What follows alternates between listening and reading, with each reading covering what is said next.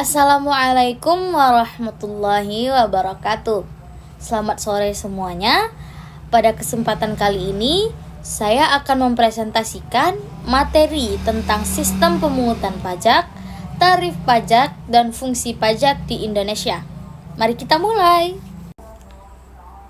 Sebelum masuk ke pembahasan, perlu kita ketahui bahwa pajak merupakan sumber pendapatan negara terbesar.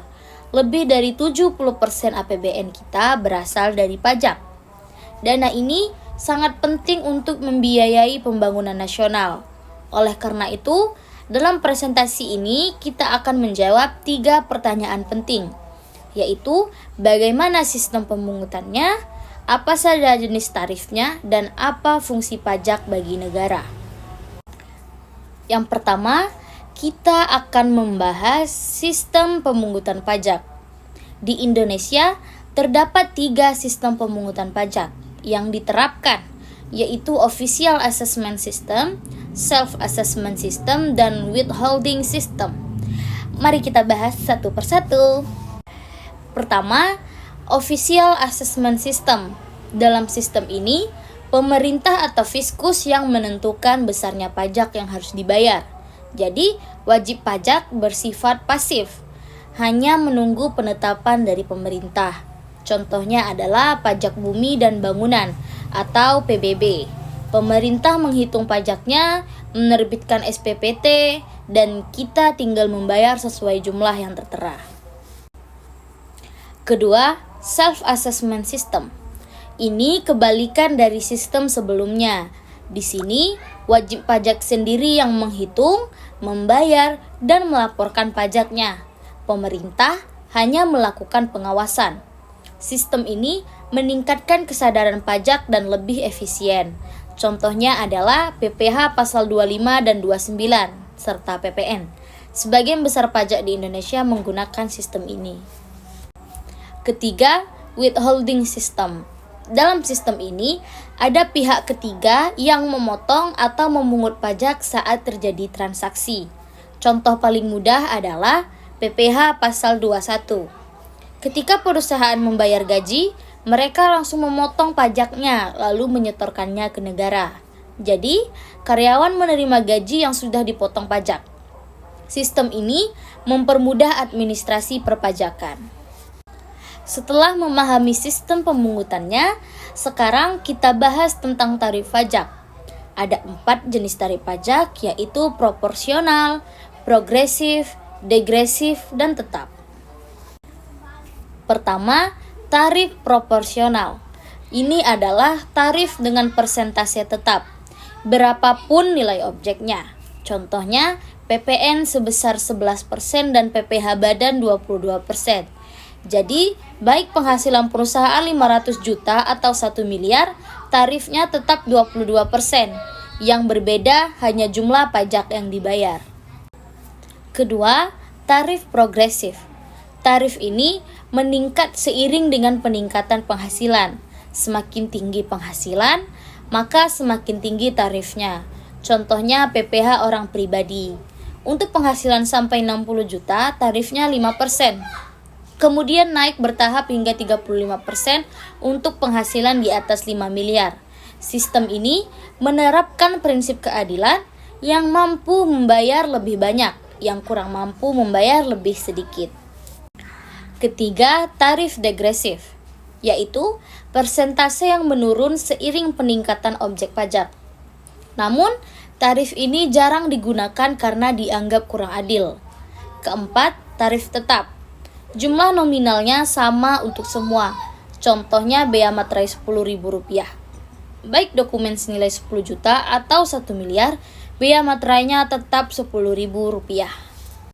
Nah, sekarang pertanyaan yang paling penting. Untuk apa sih pajak itu? Pajak memiliki 4 fungsi utama, yaitu budgeter, reguleren, stabilitas, dan redistribusi. Pertama, fungsi budgeter atau anggaran. Ini fungsi utama pajak sebagai sumber pendapatan negara. Dana pajak digunakan untuk membiayai gaji pegawai, membangun infrastruktur seperti jalan dan jembatan, pendidikan, kesehatan, pertahanan keamanan, hingga membayar utang negara. Fakta menariknya, lebih dari 75% penerimaan APBN berasal dari pajak. Kedua, fungsi reguleran atau yang berarti mengatur. Pajak digunakan sebagai alat untuk mengatur ekonomi dan perilaku masyarakat. Misalnya, PPNBM tinggi untuk barang mewah agar konsumsinya berkurang. Pajak rokok tinggi untuk mengurangi perokok. Tax holiday untuk menarik investor. Dan bea masuk tinggi untuk melindungi industri dalam negeri. Ketiga, fungsi stabilitas. Pajak digunakan untuk menjaga stabilitas ekonomi. Caranya, saat inflasi tinggi, pemerintah bisa menaikkan pajak sehingga daya beli turun dan inflasi terkendali. Sebaliknya, saat resesi, pajak diturunkan agar daya beli naik dan ekonomi bergerak kembali. Jadi, pajak berfungsi seperti rem dan gas dalam perekonomian.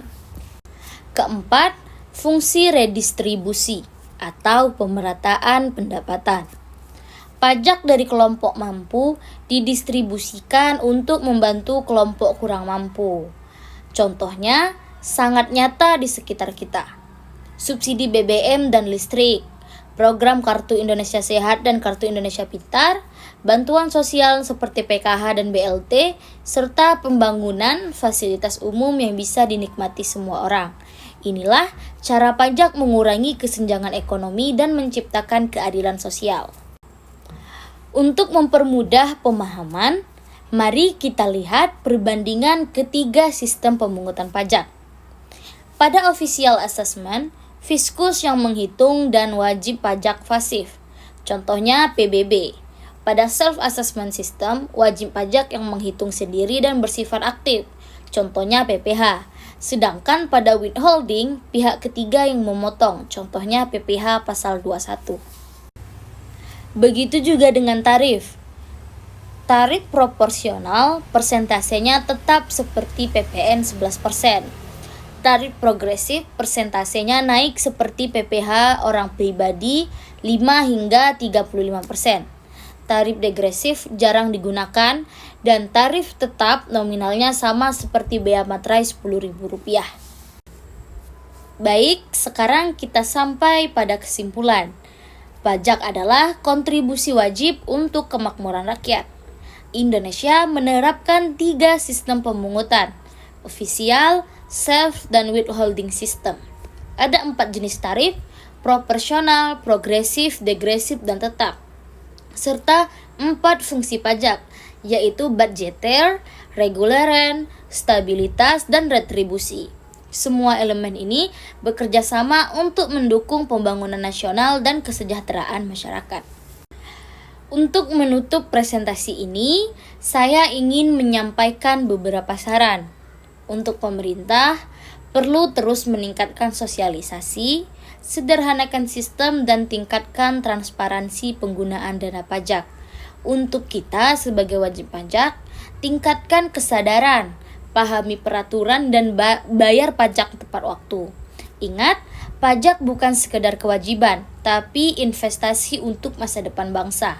Dengan membayar pajak, kita turut membangun negeri ini.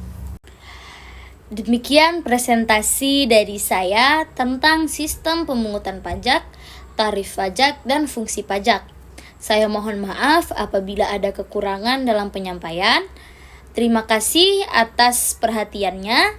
Saya akhiri. Wassalamualaikum warahmatullahi wabarakatuh.